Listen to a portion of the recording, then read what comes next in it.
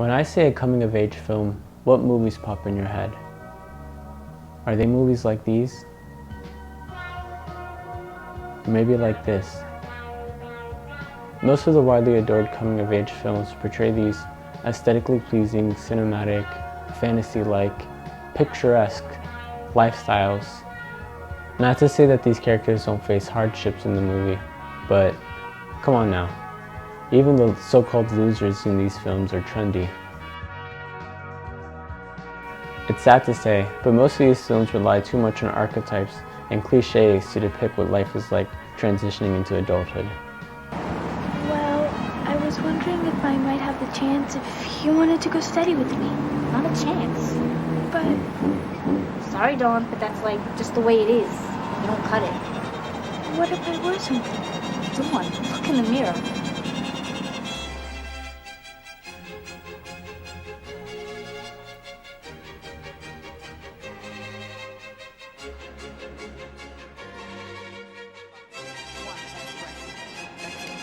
It's all over now.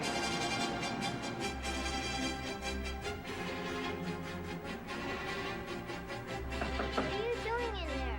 None of your business! Hi, today I'm going to talk about a film titled Welcome to the Dollhouse, a distinct coming-of-age film. But before I go any further, I'd like to say that this movie is rated R, and although it's about kids, it's not for kids. Some of the things I'm going to discuss contains graphic and triggering content, so consider yourself warned. And there's a lot of spoilers too. In 1995, Todd Solondz released this film titled Welcome to the Dollhouse, about an unpopular middle schooler named Dawn Wiener, desiring the approval of those around her. It was his first feature film. Todd's an interesting one. All his movies are considered controversial because of the dark and taboo material. He tends to showcase the ugliest parts of life with a lot of consciously aware satire. And I think that's an inevitable result of the ambiguity with which my movies are fraught. Half the audience will say how funny the movie is and laugh, and the other half will be angry at the first half. How can you laugh?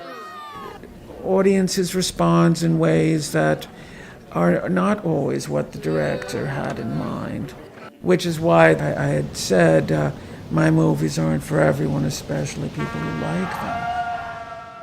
In this film, Welcome to the Dollhouse, we have our young protagonist, Dawn Wiener, played by Heather Matarazzo. This was Heather's breakout role. At such a young age, she did an amazing job and fits the character really well. Couldn't imagine this movie without her. This is the beginning scene of the film. We get a wide shot of the whole cafeteria and the chaos of so many groups. And then we see Dawn Wiener, and we can feel the pain of not knowing where to sit, not knowing where to belong. You could tell that this film was set in the 90s by the little details. It's not this restylized 90s that we want to remember, but more of the day-to-day life that lets us know that it's from the 90s. Throughout this film, we see Dawn Wiener face rejection time after time. She's bullied in school, and the teachers ignore and punish her behavior for it. Dignity. Dignity is an important quality everyone should have. Louder! That way you will never grey grub. Grey grubbing is bad. I said louder! At home, she's a middle child. Mark is her older high school brother who is obsessed with preparing for college. He does everything to make his resume look good. Her younger sister, Missy, is a spoiled and manipulative ballerina who is adored by everyone, especially Dawn's mother, Marge. This bothers Dawn so much because she envies the way people treat Missy. At home, Dawn is mostly ignored and only receives attention when she's fighting her sister or getting into trouble in school. She is seen as an inconvenience to those around her. Dawn's only friend is Ralphie, a much younger boy who's soft. He goes to a different school, so they can only hang out in Dawn's crabby clubhouse in her backyard. Ralphie is very friendly with Dawn, but he doesn't receive much in return. This film does not hold back when it comes to how cruel kids are in middle school. Kids that age are fascinated by sex and terrified by their own ignorance, so they attack others to assert self-confidence. Any difference at all, real or imaginary, makes someone a target. What qualifies as a difference? anything you are that I'm not, or that I fear becoming. Somewhere in the film you just want Dawn to win, or at least get a positive outcome. But no, she is constantly losing, being embarrassed, bullied time after time. In one of the opening scenes, Dawn sees a kid getting bullied and she decides to stick up for him. She's coming from her locker and we can see her locker is completely tagged in mean names. She tries to help, but also gets picked on. The bullies give the kid one last hit before they leave, and Dawn helps the kid up. And then he says, Leave me alone, wiener dog.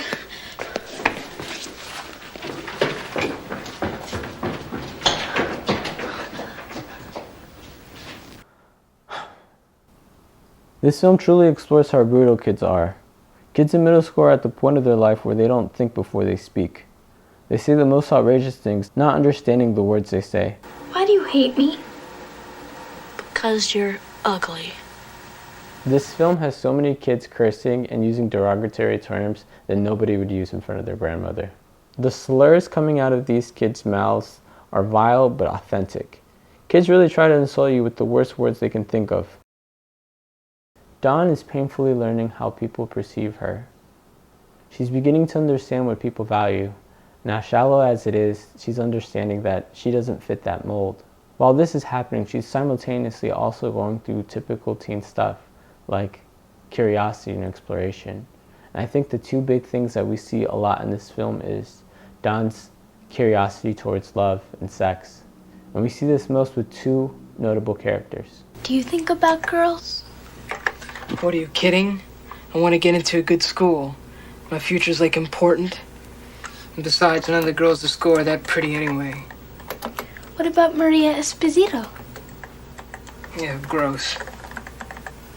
Steve went out with her once, didn't he? Yeah, well, Steve is horny. Really? How horny? The first one is Steve Rogers, who's a high schooler in Mark's class. Steve is exchanging his popularity and musical gifts for help in his computer science class from Mark. He joins Mark's band as lead singer and guitarist for tutoring sessions. Mark has his band for the extracurriculars for his college application. Dawn instantly falls in love with him. From the slightest bit of attention, she's just in awe and stares at him, like a typical preteen would. The other character is Brandon. Remember the bully from earlier? Brandon is constantly picking on Dawn. In a twisted turn of events, he threatens to violate her, and instead he kisses her. Brandon and Dawn somehow connect due to their ostracization from the world. Brandon still mistreats her and threatens if she ever tells anyone, and Dawn accepts it. Dawn understands that Brandon is an outcast just like herself. He doesn't really like him, but he gives her attention, and that adds adventure to her boring life. Somehow the relationship between Dawn and these two other guys does not end well, and it's so painstakingly cringy to watch it unfold.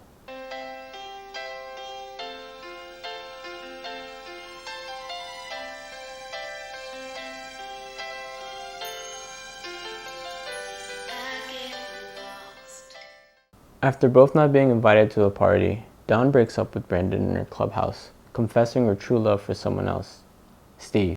I can't be your girlfriend. Huh? I want to, but I'm in love with someone else. Who?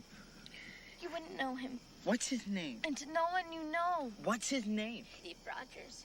He's in high school. Brandon doesn't take it too well and leaves abruptly. Out of nowhere we see Ralphie come to comfort her, and she brushes him off. Dawn's breakup wasn't mean or anything, but at that age it's just hard. The next day we see the Wieners have an anniversary party in their backyard. Steve and Mark's band play for the party, and then Dawn decides to confess her true love for Steve. This is as cringy as it gets. I've been thinking seriously of building another clubhouse, and well, I wanted to know, would you be interested in being my first honorary member? What? What are you talking about? The Special People Club. Special people? What's the matter? Do you know what special people means? What? Special people equals retarded.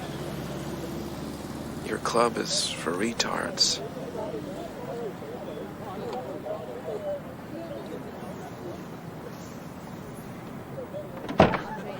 Instead of relying on cliches and archetypes, this film gives characters depth. I like how the film portrays most of the kids as not knowing how to handle their emotions. They're all figuring out life, portraying good and bad aspects of themselves. Even Dawn, our protagonist, one can argue that she isn't a nice character. She's evil in the way that she's relaying the cycle of bullying done to her constantly. And you can see this to her sister and to her friend Ralphie. Or Brandon or Steven, typically evil characters, are seen with their own vulnerable battles. We don't fully hate them anymore because they're more complex than just bad guys. This movie has so many hyper-realistic details that it's uncomfortably real. It provokes you to wrestle more with your understanding of society and people's place in it. Dawn Wiener going through middle school and facing constant rejection is what being an outsider really feels like. When it comes to coming-of-age films, we're supposed to see the start of growing up while one is still young. I think there's an argument to say that this film kind of exaggerates the unfortunate events that happens to Dawn. Even if middle school really wasn't like that, I think that's what it felt like. It felt like the world was against you. Instead of romanticizing the teen years, Welcome to the Dollhouse exaggerates the isolation. Coming-of-age films tend to appeal to teens going through it, but this film does the opposite. It appeals to those who already went through it. It brings back painful memories when you already passed it. Middle school is hard. Middle school is awkward. But middle school is also really funny. The amount of awkward funny moments has to be mentioned. The way people speak, the encounters they have are funny because they're all cringy. And really, that's how middle school was. It was cringy. This movie makes you laugh at the things that you don't want to laugh at. Mommy, let's watch it again.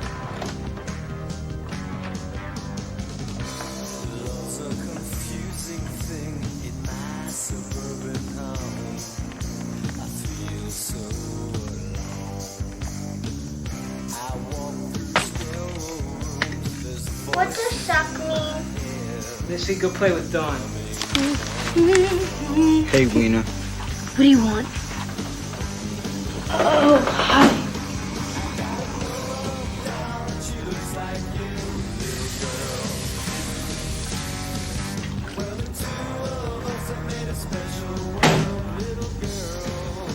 You didn't come in here to wash your hands. Yes, I did.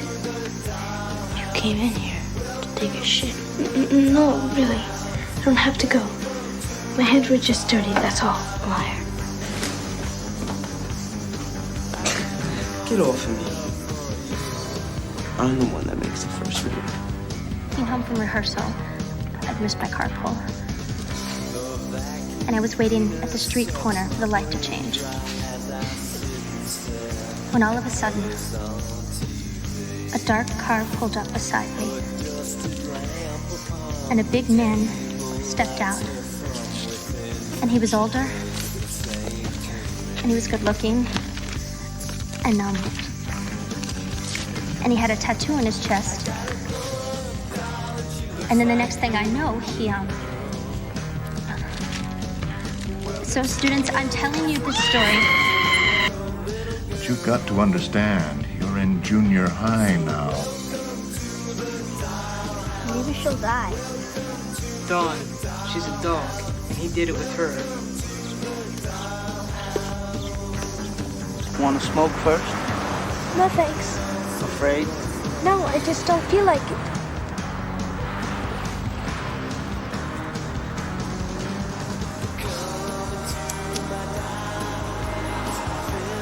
But I think marijuana should be legalized. Why do you always have to be such a It's obvious that this film would not be able to be made now. Much of the middle school experience is different. It's been sanitized in a different way. At its core, I think this film does still speak volumes. Somewhere in the middle of the movie, Dawn tries to woo Steve. Her family is away and Steve comes by to see Mark. He's going to leave, but Dawn insists on him staying and tells him that Mark will be back soon. After she brings him a bunch of food, she wants to impress him with this song on the piano.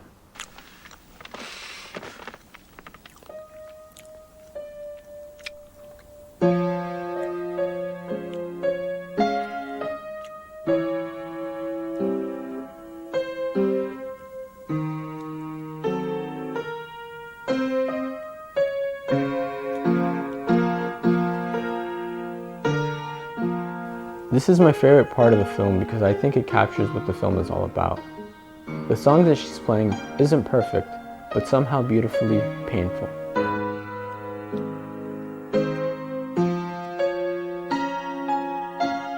Every other note is wrong, but she tries so hard. The song is so slow.